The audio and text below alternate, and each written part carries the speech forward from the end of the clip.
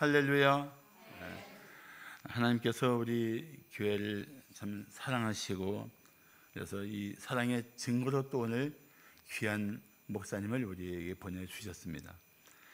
사실 우리 교회가 시작되게 된, 우리 교회가 이 땅에 존재하게 된 이 가장 근본은 하나님께서 우리 이동훈 목사님 마음에 주신 비전, 그것을 따라서 3만 명 교회 하나도 필요하지만 3천 명 교회 10개도 필요하고 건강한 교회들이 이렇게 있는 것이 필요하다 해서 교회가 교회를 개척해야 된다는 그 비전을 가지고 분당 지구촌교에서 교회 개척을 꿈꾸는 그 목사님을 통해서 주신 비전의 첫 열매가 우리 교회입니다. 그래서 사실 저는 우리 이동 목사님은 단순히 저에게 복음을 전하신 분, 목회를 가르쳐 주신 분, 설교에 모델이 되신 분일 뿐 아니라 그런 비전을 또 주셔서 그 비전의 현장에서 사역할 수 있는 길을 열어주신 아주 특별한 분이십니다. 제가 사랑하지 않을 수 없고 존경하지 않을 수 없는, 저희는 매우 일생에 귀한 분이십니다. 오늘 이 마지막 주에, 한 해 마지막 주에 특히 코로나로 1년 동안 거의 지쳐있는 우리 성도들에게 또 하나님 주님께서 우리 목사님 통해서 귀한 말씀을 선포해 주실 줄로 믿습니다. 우리 목사님 나오실 때 우리 따뜻한 박수로 맞이해 주시기 바랍니다.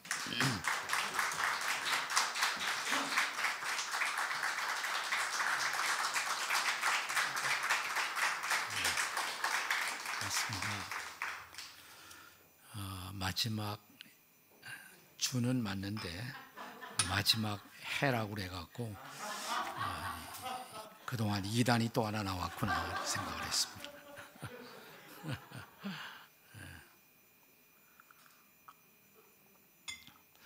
여하튼 마지막 주 예배를 여러분과 함께 드리게 된 것을 아주 기쁘게 생각합니다. 아까 마지막 해라는 말이 글쎄 앞으로 며칠 동안 아무 일이 일어나지 않으면 틀린 거고 네. 마지막 주에 걸맞게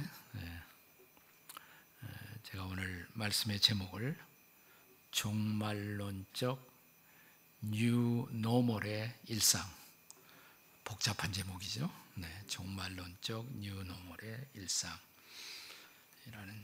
제목으로 같이 우리가 아주 잘 아는 말씀입니다. 데살로니가전서 5장 16절 이하 18절을 아마 모르는 교우들은 아무도 없을 것입니다. 우리가 늘 외우고 좋아하고 또 묵상하는 그런 말씀이죠. 본래 바울이 이 메시지를 보냈던 교회는 데살로니가 교회입니다. 사도 바울이 제2차 선교 여행을 하면서 개척했던 마케도니아의 중심 도시 데살로니가에 존재했던 교회입니다. 지금도 데살로니가라는 이 도시는 데살로니키라는 말로 불리워지고 있습니다. 그리스의 제2의 도시입니다. 아테네 다음으로 큰 도시가 바로 데살로니키. 데살로니가가 아니라 뭐예요? 데살로니키 이렇게 부릅니다. 데살로니키. 바울이 이 도시에 도착해서 생각한데 한 3주간 집중적으로 말씀을 전했던 것으로 보여집니다. 한 달 남짓 이렇게 집중적으로 아주 원색적인 복음을 바울은 증거했습니다. 원색적인 복음이 뭘까? 세 가지입니다. 원색적인 복음의 세 가지 요소. 첫째는 예수님이 우리 위해 십자가에 죽으셨다. 우리의 죄 문제를 해결하기 위해서 그분이 십자가에 죽으셨다. 두 번째는 예수님이 다시 부활하셨다. 우리에게 새 생명을 주시기 위해서 그는 다시 부활하셨다. 거기서 끝나지 않고 원색적 복음의 세 번째는 그 예수 그리스도가 다시 오신다. 세상의 모든 문제를 해결하기 위해서 그분은 다시 오신다 라는 재림까지 포함해서 원색적인 복음을 전했어요. 근데 아마도 바울이 이 복음을 전했을 때 세 번째 이 복음의 포인트가 데살로니키 성도들에게 매우 강력한 충격으로 강탈을 했던 것으로 보여집니다. 세 번째가 뭐였어요? 예수님이 다시 오신다라는 메시지였어요. 그 말은 종말이 가까웠다는 것입니다. 종말이 가까웠다. 성경학자들은 바울이 데살로니키라는 이 도시에서 아주 짧게 머물면 한 달, 아주 길게 머물면 6개월 아마. 그래서 아마 길게 머물러서도 6개월 이내에 바울은 교회를 복음을 전하고 교회를 개척하고 그리고 바로 떠난 것으로 그렇게 여겨집니다. 네, 바울이 떠나자마자 교회 안에 교리적 문제가 발생한 것입니다. 그 문제가 뭐냐면 어떤 성도들이 혹은 밖에서 어떤 영향을 주는 사람들이 와서 바울이 선포했던 그날, 그 종말의 때, 그 때가 이미 왔다, 벌써 왔다 이렇게 주장하는 사람들이 생겨나는 것입니다. 따라서 그 종말이 왔기 때문에, 그 때가 왔기 때문에 우리는 그 배경을 이해하기가 그렇게 어렵지 않아요. 우리가 지난 2000년을 맞이할 때도 한국에도 그런 소위 종말의 메시지가 많이 선포되었고, 그때 그 12시에 예수님이 오신다 그래서 모였던 사람들이 있었잖아요. 뭐라고 그럽니까? 다미친 다미 선교회, 다 베라, 다 베린 사람들이 모인 선교회 이렇게. 그래서 한참 우리 사회에도 문제가 됐죠. 그때 굉장히 그게 센세이션을 일으켰습니다. 근데 그런 비슷한 상황이에요. 따라서 이렇게 안이하게 그날이 왔는데, 벌써 왔는데 우리가 평범하게 가정생활하고 평범하게 직장생활하고 일상적으로 평범하게 사업하는 것이 무슨 의미가 있느냐? 주님이 곧 오실 텐데, 아니 그날은 이미 왔는데, 이런 생각들이 그들 가운데 전해진 것입니다. 그래서 여러분이 데살로니가 전서 후서에 보면 그런 내용들이 많이 나와 있어요. 예컨대 데살로니가 후서 2장 2절에 보시면, 데살로니가 후서 2장 2절, 영으로나 또는 말로나 또는 우리에게서 받았다 하는 편지로나 주의 날이 이르렀다고 해서 쉽게 마음이 흔들리거나 두려워하지 말아라. 바로 그런 배경에서 주어진 메시지. 또 데살로니가 후서 3장 11절에도 보시면 도무지 일하지 아니하고 일만 만드는 자들이 있다. 그러니까 주님이 곧 오시는데 일하는 게 무슨 소용이냐? 일을 안 하기로 작정한 사람들이 생겨나. 근데 바울은 그들이 일을 안 하는 사람들이 아니라 일만 만드는 사람들이다. 트러블 메이커들이다 이렇게 부른 것입니다. 그리고 그들은 무질서한 삶 속에 빠져 있다. 바울이 이렇게 말합니다. 그리고 오늘 본문이 포함되어 있는 본문이 데살로니가 전서 5장이죠. 데살로니가 전서 5장 16절 이하가 본문이에요. 근데 5장 1절에도 5장 1절이 어떻게 시작하냐면, 형제들아 때와 시기에 관하여는, 이렇게 그때 그날에 관하여는, 그 종말의 때를 얘기하는 거예요. 네.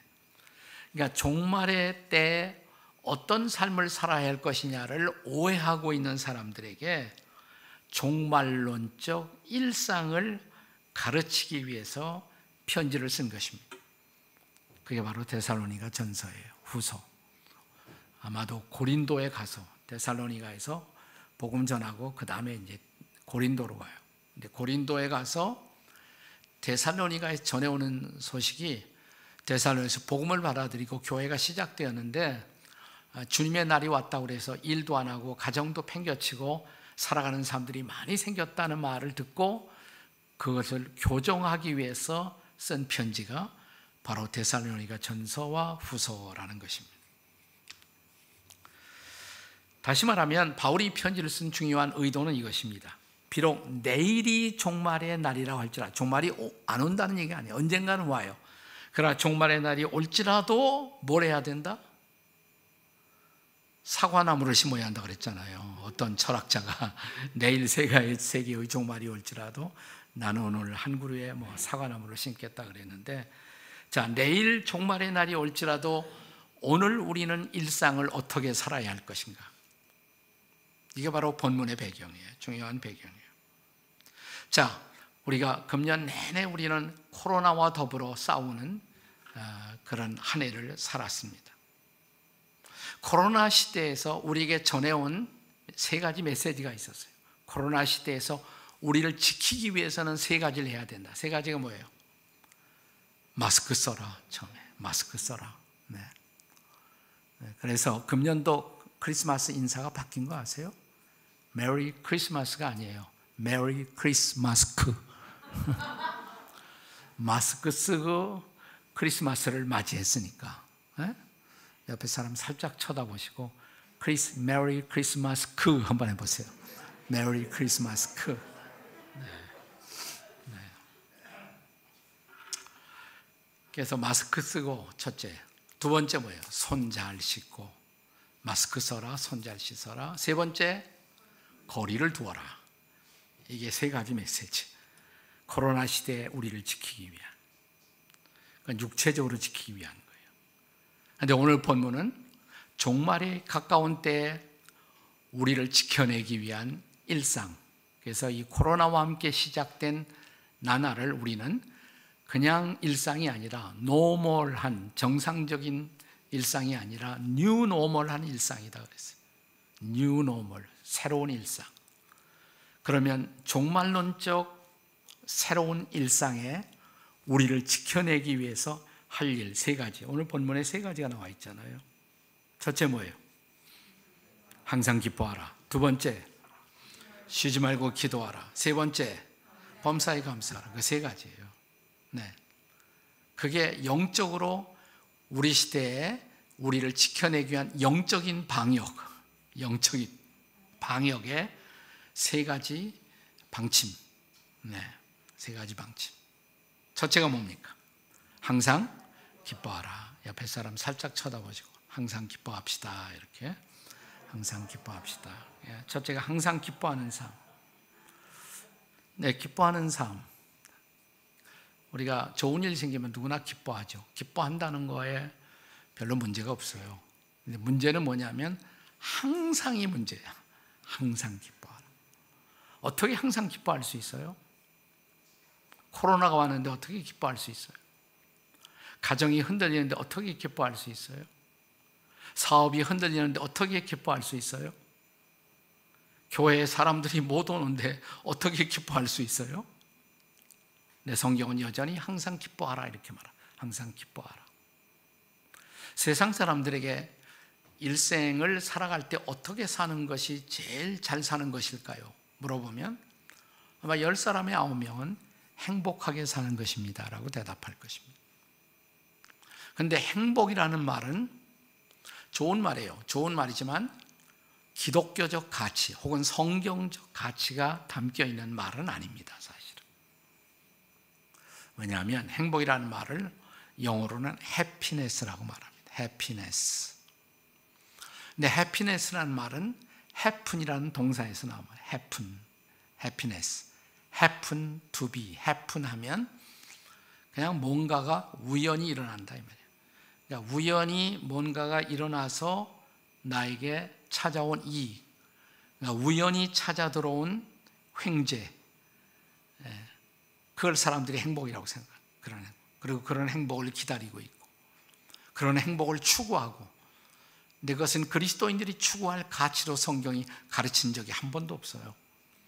그런데 행복하고 약간 비슷한 뜻을 담고 있으면서 행복보다 더 좋은 단어가 뭐냐면 기쁨이에요. 사실은 기쁨입니다. 기뻐한다는 거. 이게 가장 중요한 기독교적 가치가 담겨져 있는 중요한 단어예요. 이 기쁨은 하나님과의 바른 관계 속에서만 누릴 수 있는 삶인 것입니다. 다시, 기쁨은 하나님과의 뭐예요? 바른 관계 안에서만 우리가 누릴 수 있는 것, 그것이 기쁨이에요.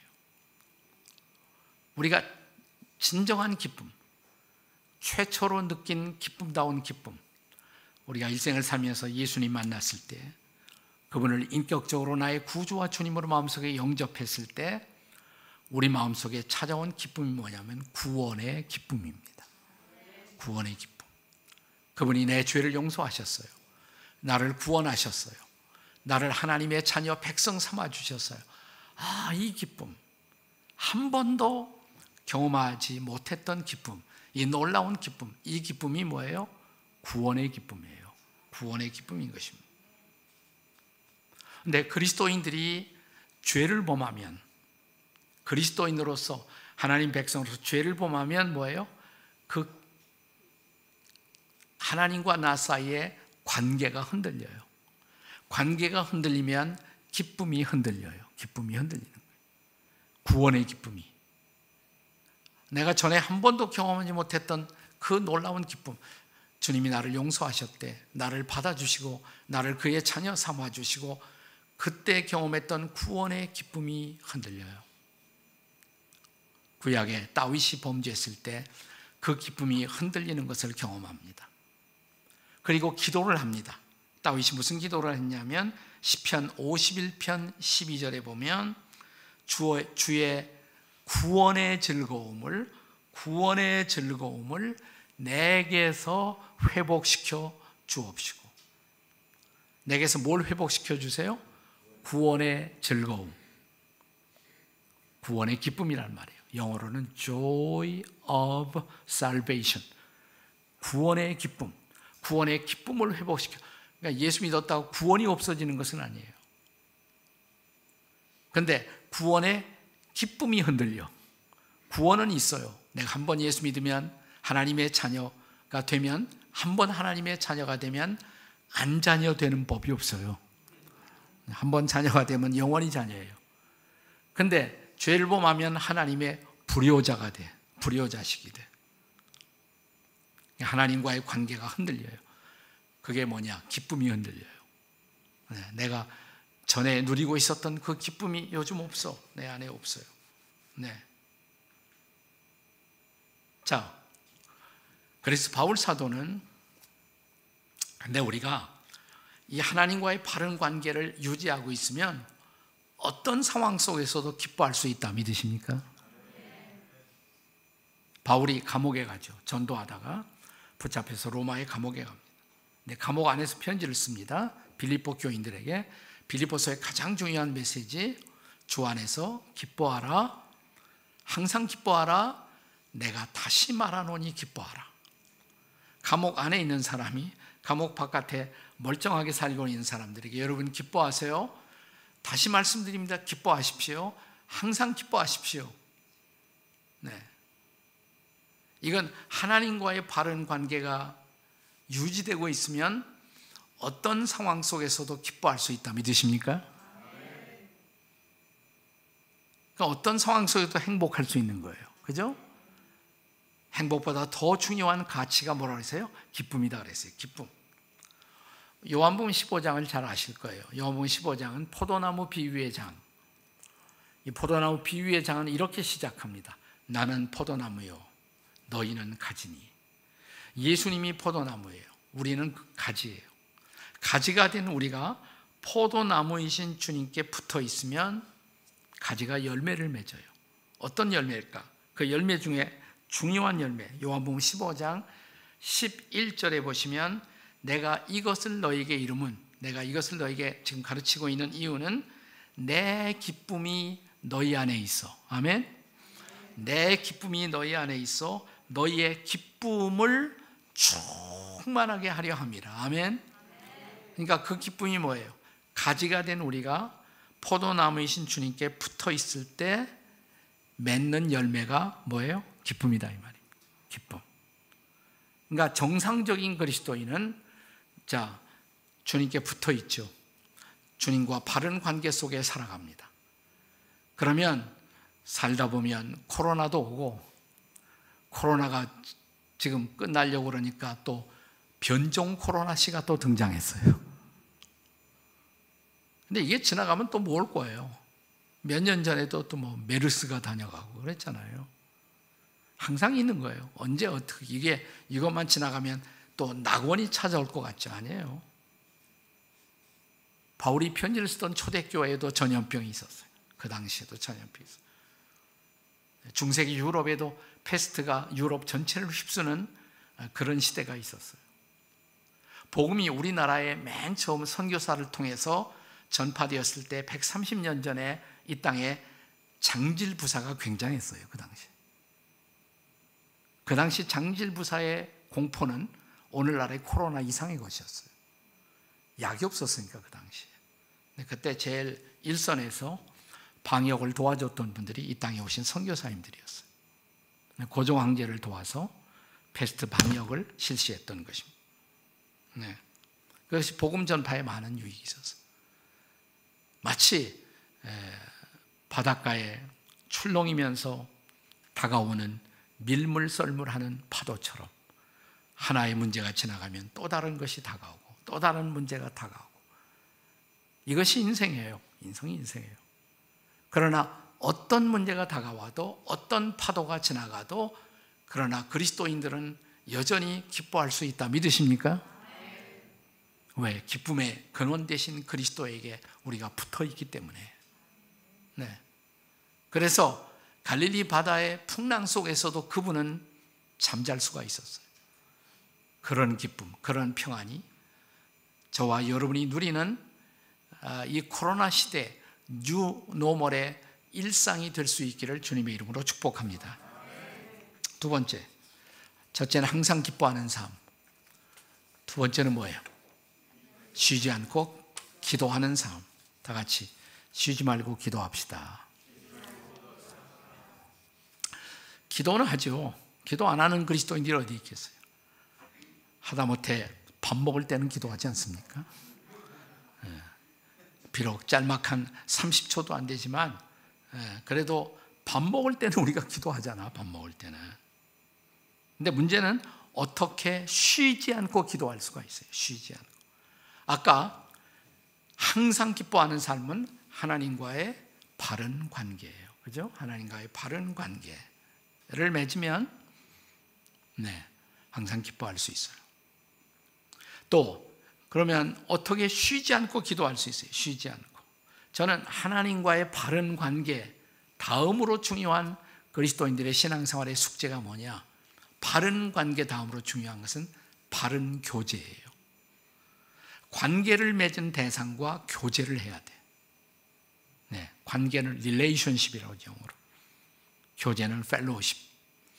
우리는 누군가와 관계를 맺었으면 그 관계가 잘 의미 있게 계속되려면 관계를 맺은 대상과 교제를 해야 합니다. 자, 우리가 부부관계를 맺었어요. 부부관계. 이제 우리는 법적인 부부가 되었어요. 법적인 부부가 되었는데 부부 사이에 교제가 없어요. 그런 사람 있어요? 없어요? 있는 것 같아요? 없는 것 같아요? 우리 주변에 있죠. 그게 문제예요. 그게 부부 생활의 문제예요. 부부라는 법적인 관계는 있는데 교제가 없어. 교제가 없어요. 그게 문제예요. 또 부모와 자식 사이의 관계도 마찬가지. 부자 관계, 법적인 관계는 있어요. 근데 근래에 몇 년 동안 부모님을 찾아간 일도 없고 부모님과 대화도 안 하고. 관계는 그대로 있어요? 없어요? 있어요. 근데 뭐가 상실되었어요? 교제가. 부모님과 자식 사이에 교제가 상실되었어요. 교제가. 우리가 부모님하고 어떤 관계에 틈을 내는 무슨 일이 발생하면 그러면 부모와 자식 사이에 교제가 상실된단 말이에요. 교제가 상실. 그러니까 하나님과 우리 사이의 관계도 우리가 하나님의 자녀로서 성도로서 범죄하면 하나님과 우리 사이의 법적인 관계, 내가 하나님의 자녀라는 것은 틀림이 없어요. 그러나 하나님과 우리 사이의 교제에 문제가 생긴 거예요. 교제가 없다는 증거가 뭐냐? 기도가 없어져. 내가 최근에 기도하지 않는다. 그것은 뭐예요? 주님과 나 사이의 교제가 상실되어 있다는 것이에요. 그래서 이 교제를 회복하기 위해서 주님이 가르치신 말씀이 유명한 요한일서 1장 9절의 말씀이잖아요. 그죠? 요한일서 1장 9절에 만일 우리가 우리 죄를 몰라요? 안 목사님이 제대로 안 가르친 것 같으네. 다 안 목사님 책임이에요, 이게. 네. 지 죄를 지가 알아, 그래도. 만일 우리가 우리 죄를 자백하면 저는 미쁘시고 의로우사 우리의 죄를 사하시며 우리를 모든 불의에서 깨끗하게 하시리라 그랬어요. 그러니까 주님과의 교제를 회복하면 교제를 끊어놓았던 것이 뭐예요? 죄니까 그 죄를 하나님 앞에 뭐 해야 된다? 자백해야 된다. 자백하면 그분은 미쁘시고 신실하시고 의로우셔서 다시 교제를 회복시켜 주신다. 믿으십니까? 죄뿐만 아니라 우리가 일상생활에 너무 염려가 많아지면, 일상생활에 짐이 많아지면 그 염려와 짐에 눌려서 또 주님과 교제하지 못할 수가 있어요. 기도를 상실할 수가 있어요. 그래서 참 중요한 것은 염려를, 짐을 다 주님께 맡기는 훈련이 필요해요. 그것도 기도를 통해서 맡겨야 돼요. 근데 기도를 안 하니까 그 짐을 맡길 수가 없죠. 맡길 도리가 없어요. 쉬지 말고 기도하라. 우리의 선배들 가운데는 문자 그대로 이 말씀을 그대로 복종하고 싶어 했던 선배들이 있어요. 어떻게 쉬지 않고 기도하지? 그들이 찾아낸 기도가 이런 생각을 했어요. 아니, 내가 하루 종일 쉬지 않고 하는 것이 뭘까? 하루 종일 쉬지 않고 하는 것이 뭐예요? 숨 쉬는 거 하잖아요. 지금 앉으셔서 숨 쉬고 있잖아요. 숨이 중단되면 끝난 거죠, 인생이. 숨 쉬고 있잖아요. 그래서 내가 그러면 숨 쉬면서 의도적으로 하루에 아침에 일어나서 한 번이 아니라 하루에 여러 번 주님과 더불어 기도하는, 교제하는 기도를 하자. 그것을 숨기도라고 불렀어요. 다 같이 숨기도. 네, breath prayer, 숨기도. 이 숨기도가 시작된 것은 본래 사막 교부 시대, 그러니까 예수님이 12제자 바로 그 이후의 시대, 사막 교부 시대부터 이 숨기도가 시작되었어요.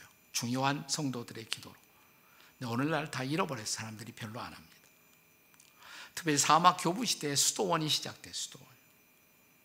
자, 수도원에서 일평생 기도만 하고 지내는 수도사도 있지만 또 일반 성도들이 한국에서 우리가 기도원 잠시 다녀오듯, 여러분이 필그림에 잠시 다녀오듯 잠시 다녀갈 수가 있어요. 근데 왔다가 수도원에 왔다가 일상으로 다시 사회로, 가정으로 돌아가는 성도들에게 옛날 우리 신앙의 스승들이, 영적 지도자들이 가르친 기도가 숨기도예요. 숨기도. 수도원에 가면 지금도 그런 수도원이 있지만 옛날 수도원은 거의 예외 없이 하루에 7번 종을 쳤습니다. 하루에 몇 번 종을 친다? 7번. 시편에 보면 내가 7번 주를 찬양하오리니라는 말이 있어요. 시편에. 그걸 따라서 하루에 7번 종을 쳐요.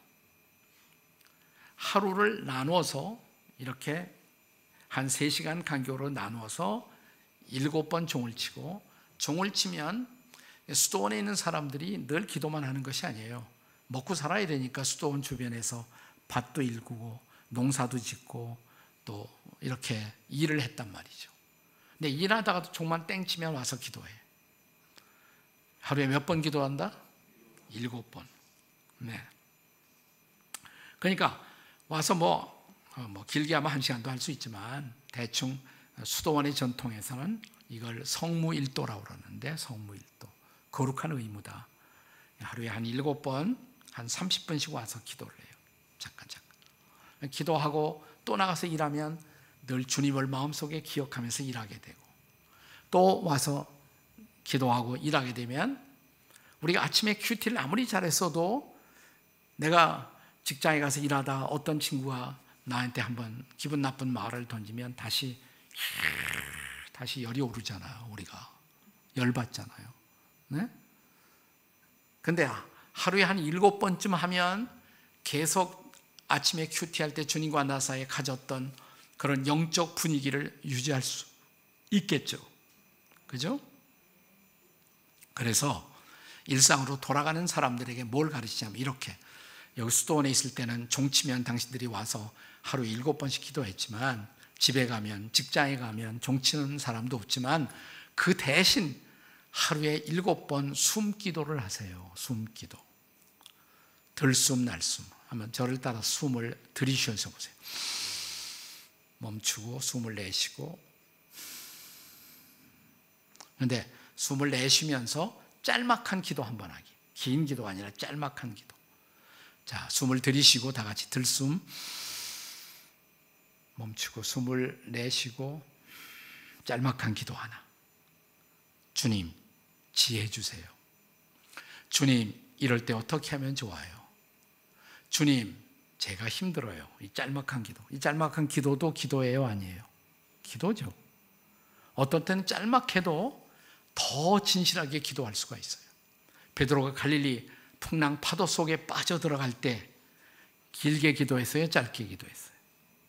전지전능하시고 자비로우신 아버지 하나님이 했다간 벌써 임배 빠졌어. 뭐라고 기도했어요? 빠져들어가면서 주여 구원해 주세요, 살려주세요 한마디. 그거 절실한 기도예요.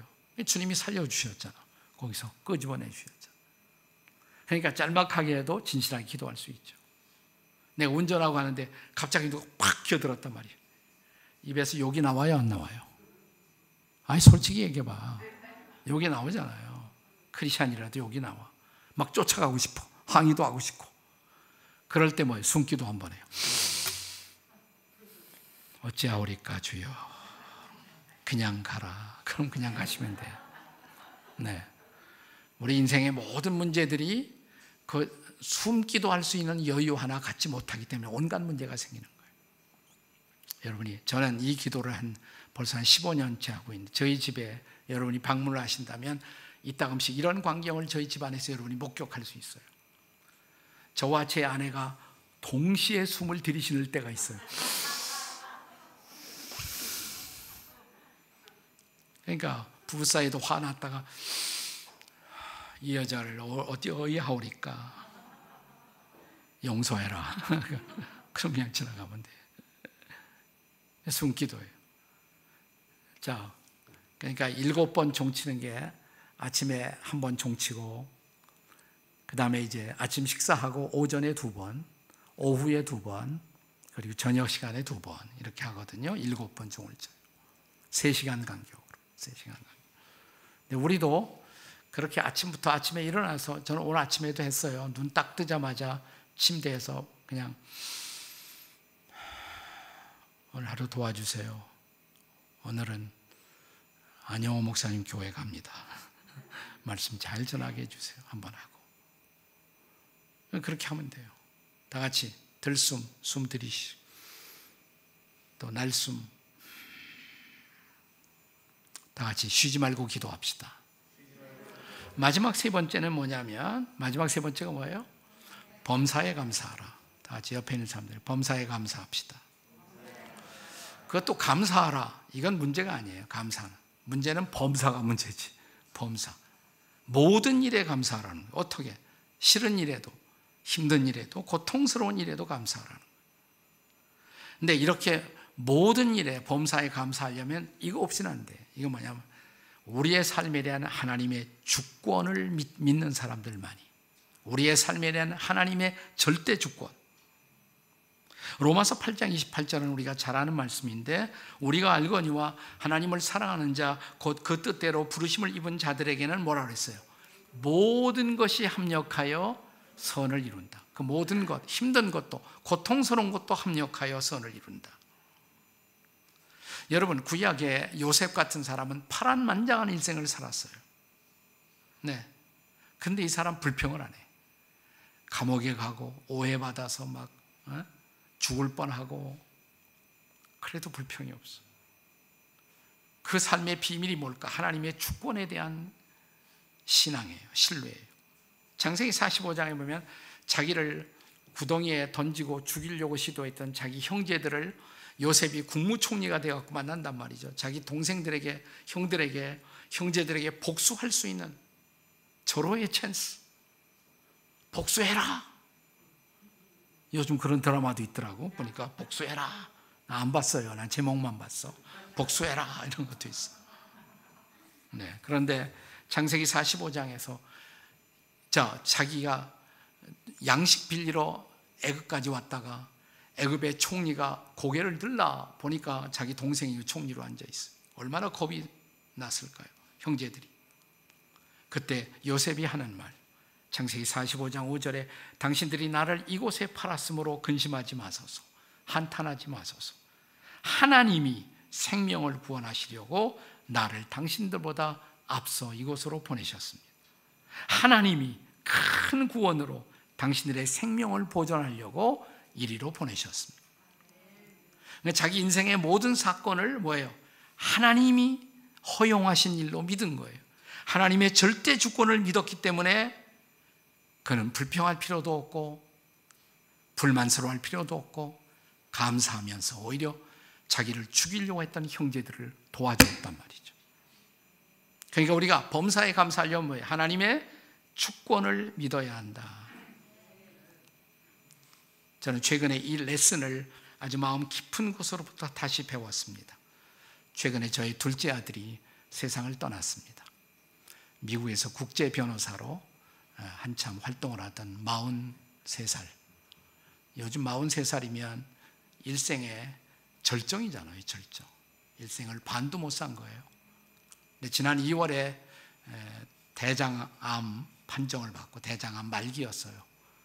8개월을 투병하다가 8개월을 채우지 못하고 지난 10월 9일, 미국 날짜로는 10월 8일, 우리나라 10월 9일 한글날에 세상을 떠났습니다. 부름을 받고 천국으로 갔습니다.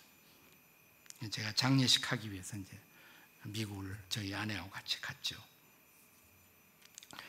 10월 16일 날 미국 우리 아이들이 나가던 교회, LA 토렌스라는 곳의 좋은 교회에서 장례 예배, 천국 환송 예배를 드렸어요. 10월 16일 날. 그 전날 10월 15일에는 그 미국에서는 장례 절차 가운데 뷰잉이라는 순서예요. 뷰잉. 잘 고인을 시신을 단장을 합니다. 그리고 가족과 지인들에게 이렇게 얼굴을 다 보게 만드는 그걸 뷰잉하는 순서가 있어요. 그러니까 16일 날 장례 예배를 드리고 15일 그 전날 뷰잉을 하고 뷰잉에 이어서 화장을 했습니다. 제가 그 아이의 유해를 들고 한국으로 와야만 했기 때문에 화장 순서를 가져요. 그 전날이었어요. 네. 그러니까 10월 14일이죠. 10월 16일 천국 환송 예배, 15일 뷰잉 화장, 그 전날 10월 14일. 아침에 딱 눈을 떠서 큐티를 하려고 성경을 딱 열었는데 본문이 이 본문이었어요. 데살로니가 전서 5장 16절 이하 본문이었습니다. 하필이면 이 본문이었어요. 항상 기뻐하라. 아이 주님, 제가 어떻게 기뻐해요? 쉬지 말고 기도하라. 그래서 저는 사실 기도를 잃어버렸습니다. 기도가 막혔습니다. 범사에 감사하라. 아니 주님, 제가 어떻게 감사해요? 아니 이런 상황 속에 생각 좀 해보세요. 주님, 제가 어떻게 기뻐하고 어떻게 감사할 수 있단 말입니까? 그때 주님이 저한테 이렇게 말씀하신 것 같더라고요. 나는 너에게 기뻐할 수 있느냐고, 감사할 수 있느냐고 묻는 것이 아니라 기뻐하라고 말하는 것이다. 감사하라고, 그렇게 하겠느냐, 순종하겠느냐는 말이다. 제가 속으로 그랬어요. 제가 감정으로는 안 되죠.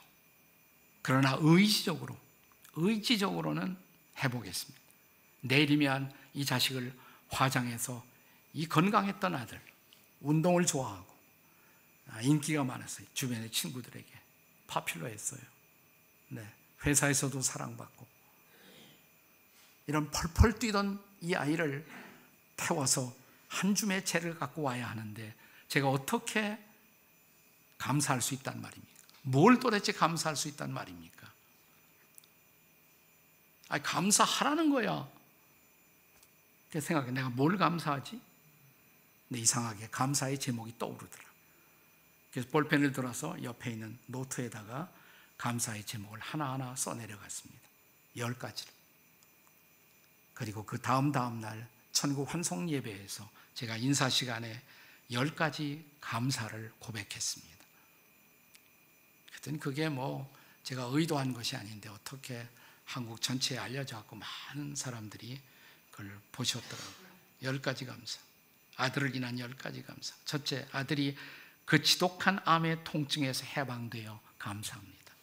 둘째, 영광의 나라 천국에 입성하게 되어 감사합니다. 세 번째, 그동안 유모가 많았던 아들을 인해 누린 기쁨을 인해서 감사합니다.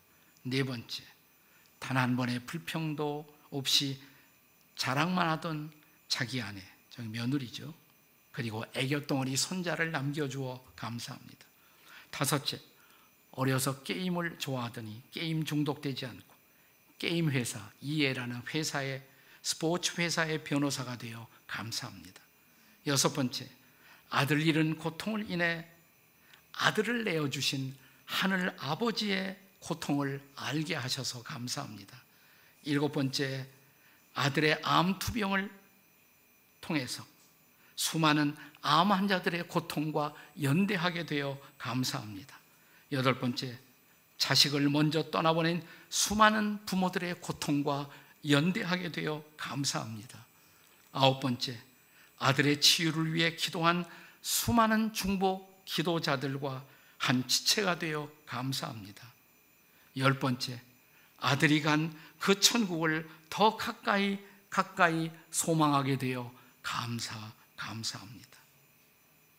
그리고 마지막으로 저에게 이런 상황 속에서 참된 기쁨, 참된 기도, 참된 감사를 가르쳐 주신 주님께 감사를 드립니다. 기도하시겠습니다.